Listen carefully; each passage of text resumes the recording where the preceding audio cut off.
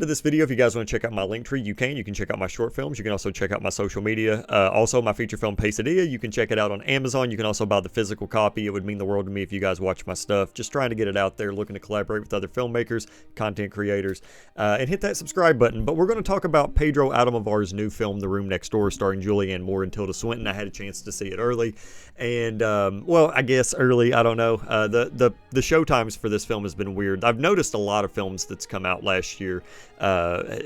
Weird show times for some of them because now they're getting wide releases. Like The Brutalist, I saw it back at the beginning of December, and it's getting a wide release at the end of this week.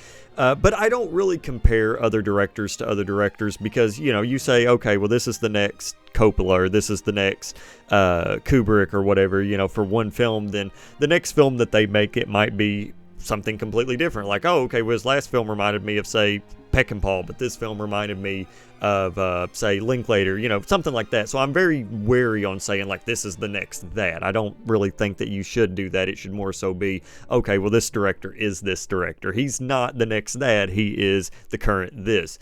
But Pedro Almodovar, I've always sort of seen him kind of akin to an Ingmar Bergman. His filmography just reminds me of Bergman, in a sense of his female characters. They're so strong. He usually, every single one of his films, you can almost get the theme just like that. The snap should have been louder, but it wasn't. But you usually get the theme right off the bat. His style is so strong.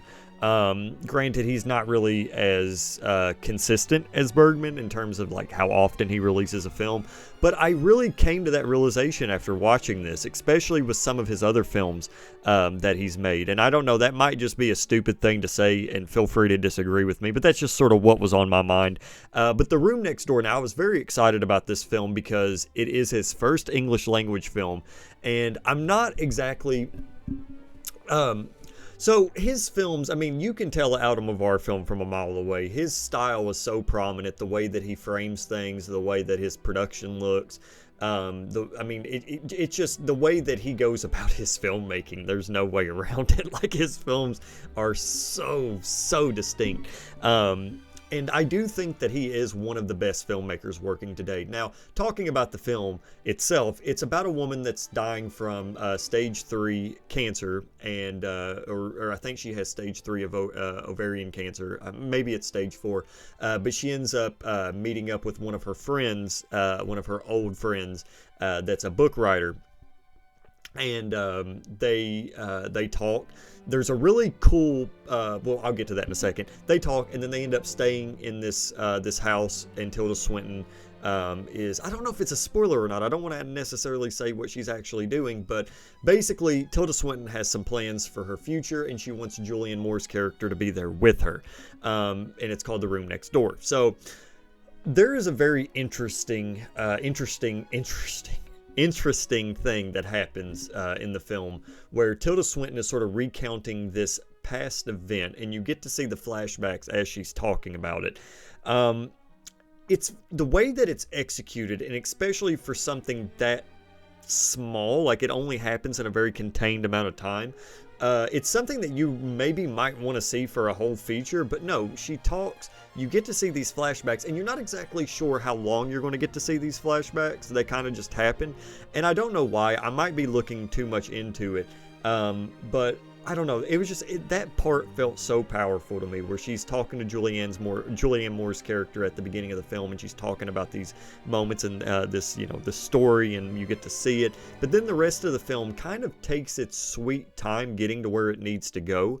It's very dialogue driven, and there's not a lot of stuff that necessarily happens.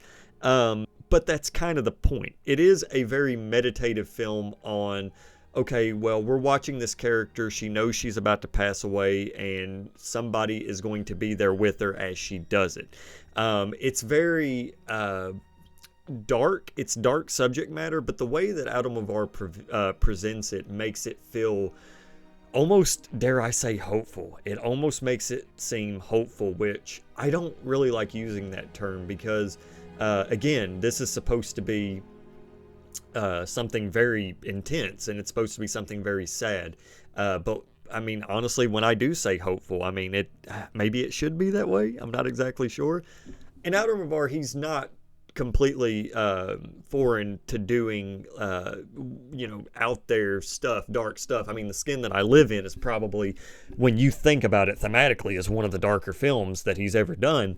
But I do think that this film is pretty dark in terms of its actual subject matter.